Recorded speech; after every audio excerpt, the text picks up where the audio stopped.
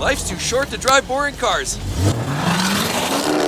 It's such an interesting time in the automotive industry today. Obviously with chip shortages, inventory shortages like we're seeing here, prices are high right now. But a lot of this is short term. Every single vehicle that you see along here will suffer a level of depreciation, some a lot worse than others. And we all work very, very hard for our money, so you like to keep more of it in your pocket than give it away or throwing it in the toilet. So guess what? I'm going to share a list of 10 of the least depreciating vehicles on the market today. So hopefully you're armed with the knowledge to go out shopping and make a smart purchase and minimize your losses. Let's get into it now. So let's take it from number 10 spot and work our way to the best, least depreciating vehicle on the list. And number 10 goes to an illustrious, almost bulletproof SUV, and it's the Toyota 4Runner right here. Now the 4Runner's always been a class favorite. Why? Because it's built on the Tacoma chassis. It's rugged, it's bulletproof, it's built on a truck chassis, not the unibody or minivan chassis like you'd find in something like this. These will not hold up, but the Toyota 4Runner is known too. And these vehicles are extremely robust. Robust, reliable, and of course versatile, with a square box-like shape that allows you to maximize your storage capacity. Here you can tow equipment, whether it's boats or trailers. You've got some great touches. Of course, Toyota 4Runner, you've got chrome in this particular configuration, and you'll notice this one has this style of taillight, and you can also get this configuration in certain models. You'll notice it's got that great little overhang there, but very squared off because it's more utilitarian than style. It has a great roof rack to haul your mother-in-law's clapped out couch. Great little wheel arches here with accents. Of course, we've got the Limited here, so it's also got nice touches. We've got chrome handles with the keyless access, and we've got wonderful little running boards. And these great tires and rim packages. Can't forget, you'll notice the more upgraded style of headlight on this particular style versus the older generation. Either way, both of these 4Runners are class favorites. Great fog lights, and of course a nice chrome bar across the front, just bringing a bling to the front end to make it look slightly upscale. And then scanning across the hood, you'll notice it has a nice bulge, makes it look muscular. And the hood here is very similar on the older generation. But scoping down here, you'll notice the older model has this style of mirror with this larger light, where the newer generation has this wonderful little sleek fixture along the edge. And because it's a Limited, it's actually quite dressed up. Leather interior and all of the amenities that you would almost expect from a Lexus. But realistically, it's the legendary Toyota reliability that helps sustain its value. The old generation Toyota 4Runners had the 3-liter V6. Those engines had a few problems along the way, blown head gaskets, oil leaks, but Toyota smashed it out of the park with these newer generation 4-liter V6 engines. They're absolutely bulletproof. And of course, with this vehicle built on a truck chassis, it can handle rough roads, city driving. And as a result, these Toyota 4Runners in a 5-year time span only lose about 25% of their original value, or the equivalent of about $11,000 is only lost in 5 years time frame. Not a bad buy-in price for a vehicle of such reliability. Toyota 4Runner.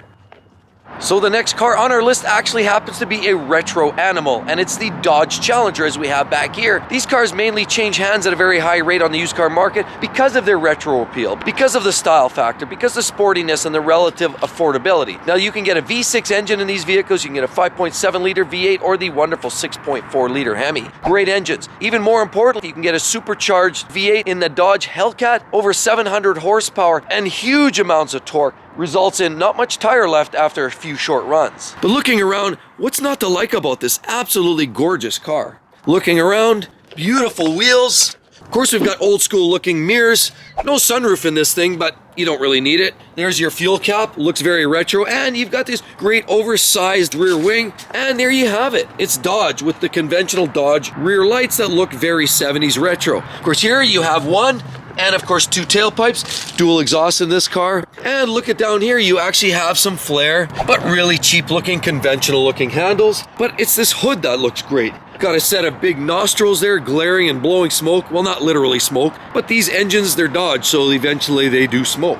Right there, love the headlights and the wonderful grille that is the Dodge Challenger. And of course, you've got the lower section. All looks very retro, but modern enough to be interesting. Now, the unfortunate part with these vehicles is they handle different. They're very, very powerful, but they don't handle like you're gonna get in a Camaro ZL1 1LE. They also don't drive quite like the Mustangs. They're not as refined. What they are, in fact, though, is big, bold, brash, and a lot of people love them. The interior quality really isn't very good. This is a little nicer than some I've seen that actually resemble garbage bags, tightly wrapped over a cheap set of foam. But the interior quality isn't really why you're buying these vehicles. You're buying them for the overall style, the appeal, the muscle. And of course the performance, particularly in a straight line, because that's really what they are, is almost a straight line car. But because of their niche looks and high levels of performance, and they don't look like everything else on the road, values stay relatively high, and you only lose about 25% of the value of these cars in 5 years, which is equivalent to about 10 grand is lost. So a relatively strong performer in a straight line and a relatively strong performer in your pocketbook. The Dodge Challenger ensures you keep a bunch of money in your pocket. And so the number 8 spot belongs to the Chevy Camaro. Now you can get a 4-cylinder, 2-liter engine, or about the glorious 6.2-liter V8. How about the track-ready supercharged engines that put out 650 horsepower? These are great, of course. Everybody loves a Camaro. They're coming back from the retro, just like the Mustang, just like the Challengers and Chargers by Dodge. These Camaros are great cars. Chevy's got their great unique style of grille here and a muscular hood. How about these great wheels, although these are aftermarket? And you've got this very interesting sculpted mirror. And a pretty basic handle set, but it's got these little shark fins there, which is kind of interesting. A little extra flare on the rear fenders. How about the rear tail assembly here with the little wing? And I gotta love these actual tail lights.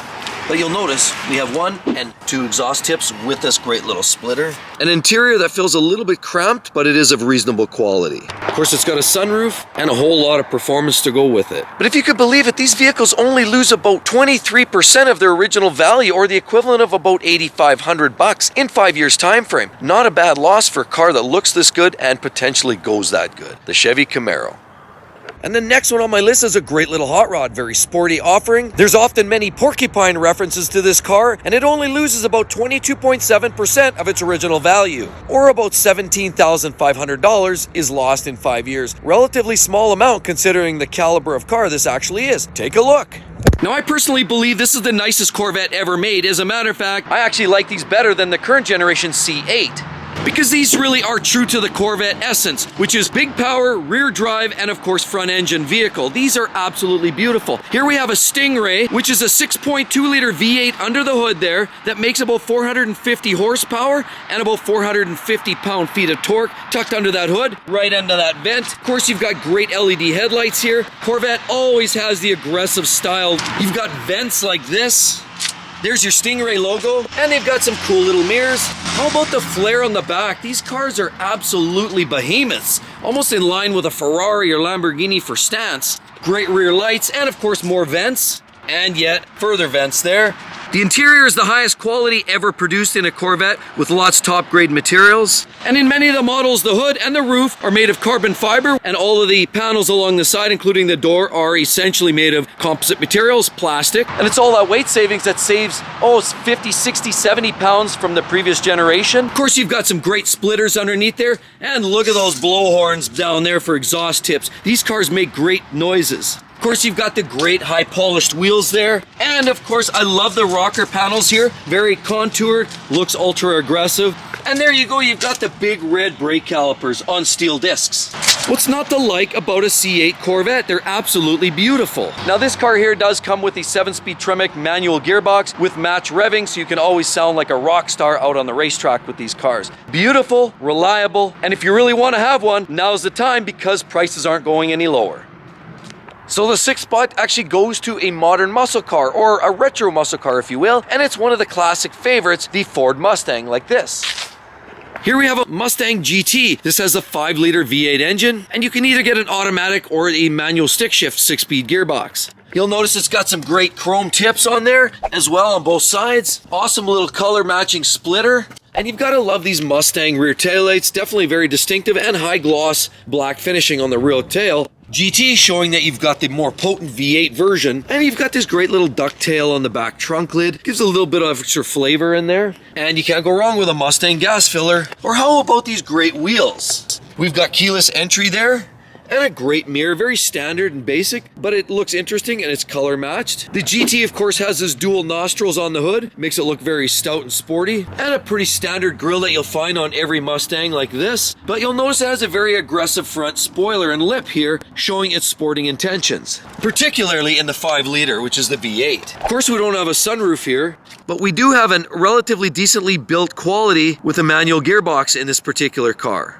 And how about these great little rocker panels along the side? And an overall presence of these cars tells people that you've got muscle under the hood. Now the reality is that can be a little deceiving because on one hand you can get variations like the GT350, GT500 Shelby cars. They're extremely potent. The 5-liter V8, which is also very peppy and sporty. You can also get a 4-cylinder turbo engine called the EcoBoost. Not quite as spirited as the other models, but still ranks decently well in terms of reliability. And the bottom line is the Mustang is also known for a very low maintenance costs, particularly when you buy the lower end versions and stay away from the Shelby models. But the bottom line, these cars only lose about 21% or the equivalent of about $7,000 in a 5-year time span. And in that time frame, you're also not spending a ton on maintenance costs, making these Mustangs extremely easy to live with and fun driving for the next 5 years.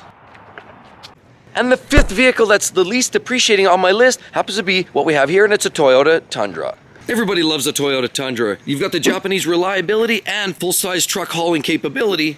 You've got towing capability and your pinouts for your electrics. Of course, you've got the great chrome bumper, looks very American-made in the Toyota Tundra. And of course, it would be a 4x4, as most trucks are these days. But you'll notice it's got a great set of wheels on it and a running board for all those little people that have to climb into this cab because this is a very large truck. Of course, you've got the chrome handles, and this one's limited, so it's loaded. And you've got more chrome on the front in this Tundra. Of course, you'll notice the iForce 5.7-liter V8. That means it has the 350 cubic inch engine under the hood. Of course, this is the older version with the slightly older style of headlights, and you get the wonderful chrome on the grille. But you'll notice with a muscular hood and chrome trim mirrors, and of course a sunroof, and great leather interior makes this vehicle very luxurious. The Tundra typically is very robust, but it's not perfect, and there are issues related to, since 2012, Toyota issued about 530,000 recalls because of suspension-related issues with ball joints. The suspension starts to work its way loose, it's a problem. Also, there's issues with cross members underneath starting to corrode. That's also been addressed. And in some of the earlier models, not this one, but they have camshaft-related issues going way back to earlier generational models. But did you realize you can drive this vehicle for 5 years, haul the kids to soccer practice, tow the boat to the lake, do your construction projects, and do all of that for 5 years and only lose about 20% of its value,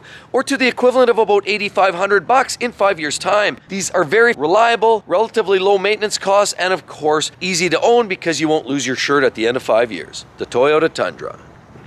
And behind us, we have a venerable favorite. It's the Toyota Tacoma is next on our list. And it's a great one because it's ultra reliable. It is Toyota at its finest. And it only loses about 13.8%. Can you believe that? Only $4,800 lost in about 5 years? What a great buy that is. But here we have a vehicle you can tell it's utilized quite heavy and extensively off-road. That's because they can. Look, we've got tow hooks, we've got mud haulers, but for the most part, that doesn't come stock. What does come stock is a reliable engine. 4 6-cylinder engines are always the course. Now, the manual transmission is definitely the way you want to go with these vehicles. That's always a little more functional. The autos don't work as well. They're not as well suited to the engines. There you go, Toyota. You've got the fancy rims. Of course, here you have those mud guards and the fender flares. Of course, there you've got a great elevated ride height. Allows you to really bomb this thing through the mud. You've got 4 doors, so you've got capability for multiple passengers. And in this case, you've got TRD Sport. Of course, these you have also the great style of rear taillights in the Toyota Tacoma. And of course, you can haul some things as well, like a small boat or a trailer in the Tacoma. That's just because they're so versatile, so reliable, and because it's that very reputation that Toyota offers and the long-lasting durability that you get with these vehicles means that people want them, even as a second, third, or fourth owner, if you can even find them on the used market, because in most cases, people decide to just hold on to them. The Toyota Tacoma. Now the third and counting on my list is the wonderful, glorious, illustrious, high-performing sports car classic known the Porsche 911. And right here we have the 911. Now these cars have gone through so many generational changes through the years it's not even funny. Now what hasn't changed with the 911 is the rear engine, mid-mounted transaxle gearbox combination mounted to either a manual transmission or now PDK, which is their dual clutch. You could also get the automatic from a few years ago in the Tiptronic, but fundamentally the car looks, drives, and feels very, very similar throughout the years. And these 911s have maintained a very loyal following for a couple main reasons. Because they made gradual changes, but every change has been typically an improvement to some degree, other than some might argue the 996 wasn't necessarily an improvement. But beyond that, these vehicles have slowly improved over year on year, but they never do anything too drastic, and Porsche maintains the fundamental consistency that you always see with these cars. Now the 911 always is known for great handling prowess.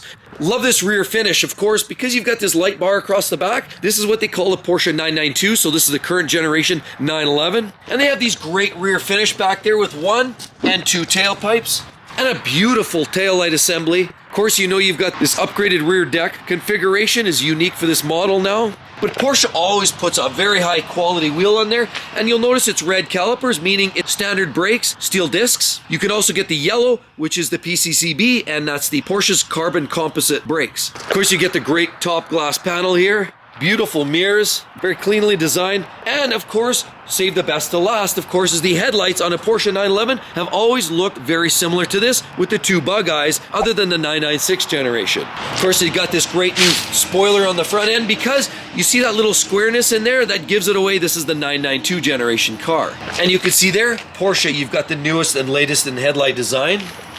And they always have this wonderful flare, and that's also what distinctively makes a Porsche 911 stand out from the crowd. And you probably guessed right. Yes, these cars have gone through so many different engine configurations. Current generation is a 3-liter twin-turbo flat 6 engine in their Carrera models, and of course they step all of that game up for the turbo versions. Of course, you can still get some naturally aspirated models in the GT3 and GT3 RS cars. But as you guessed it, these cars are not particularly cheap, and as a result, in a 5-year time span, you can expect to lose about $20,000. But in a 911 world, that's actually not all that much, because that only equates to about 12.8% loss in a 5-year time span, as opposed to 40% industry-wide. The Porsche 911, you can't go too wrong, and you won't lose a whole lot of money either. And would you believe the second spot actually belongs to a Jeep Chrysler product, and we'll call it the Jeep Wrangler Unlimited, which we have parked right here. Now this features either a 3-liter Eco Diesel, you can get a 2-liter 4-cylinder turbo engine, and the most popular is the 3.6-liter V6. People love Jeeps. This takes the standard Wrangler to a new level. Now it gives you the extra capability for extra people hauling. It's a very utilitarian vehicle, but the Unlimited, as we notice right there, brings it to a new luxurious level. Of course, you'll notice you've got some great alloy wheels, wonderful stepping boards just for the shorter people in your life. Of course, you get these wonderful painted fenders, not necessarily the best for trail duty, but they look great. Of course, you can pull your buddy out of the mud with this hook, and you've got this wonderful spare with a full-size rim on there. Nice touches, aluminum there, plastic there for the extra blows it might sustain. Of course, you've got the removable roof, which is a big part of why people like Jeeps, because you can also remove the doors, and you can also unhinge this and flip your windshield down, and it lands on those stoppers. Beautiful for Jeep. Of course, these hood latches, again, a typical Jeep touch, and there you go, it's Jeep. Everybody loves that front end. It feels very much like a Tonka toy right there. That's why they've been so popular.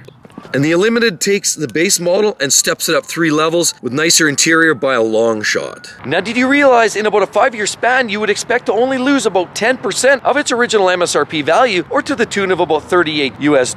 That's a phenomenal return on your investment, considering the average is 40%. But you still have to beware, because the Eco Diesel version had issues with potential fire risks. Of course, you had water ingress issues coming in here because of the build quality. It would let water in, build up like an aquarium in there. You had the FICM issue, which power module could result in a total blackout and failure of the whole electrical system. Automatic transmission failures, throttle position sensor issues. Of course, you get the death wobble on the front end, because what happens with the wear and tear on the bottom, you sometimes start seeing a little extra play, and as it's built to more of an elevated ride height and off-roading standards, you add a little bit extra slop in that suspension. It means the vehicle gets a little wallowy on the highway at speeds, and they call that the death wobble. But the bottom line is not all that reliable, but they are popular, even with these reliability concerns that are known well across the board. Because they're relatively high cost when buying new, a lot of people still love the durability and the versatility of these vehicles and are willing to pay top dollar on the used car market, thus resulting in maximizing your benefits as you sell it.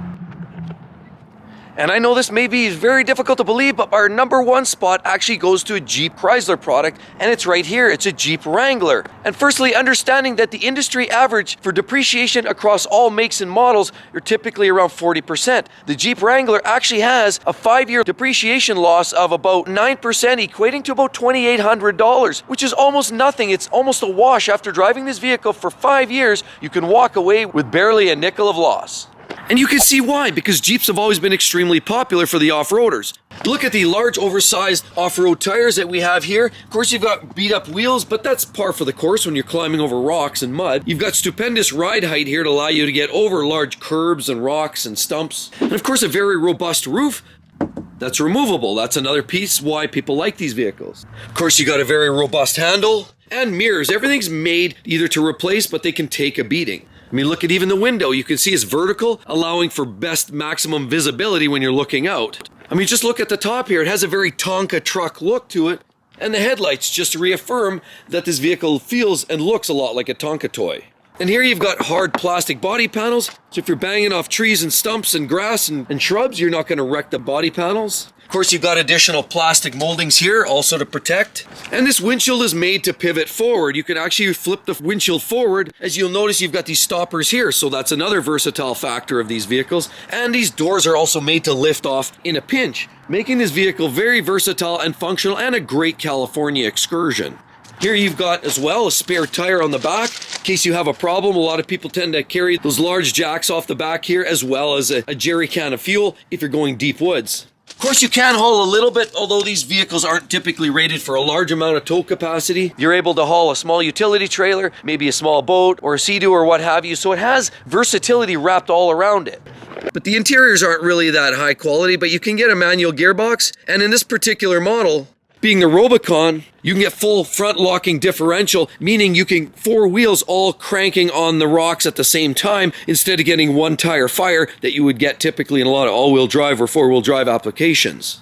Now, the V6 engines you get in the current generation are not known to be typically all that reliable, but the older 4-liter straight-six engine was absolutely bulletproof. Not a speed demon, but it was definitely very robust and reliable, and it had gobs of torque. So at the end of the day, people love these vehicles. But sadly, there's a host of problem areas, particularly in the newer vehicles, like you've got control module failures where the whole vehicle can go blank out. You also have what they call a death wobble on the front end, where you have too much wear and tear in bushings and front-end suspension components, and the vehicle starts to wobble at high speeds, giving a very unstable condition or a feeling to it. There have been known automatic transmission issues in certain generations, and generally as a rule, the reliability of Jeeps haven't been all that great, but because of the versatility, the style, and the off-road prowess, the depreciation curve is almost null and void. The Jeep Wrangler.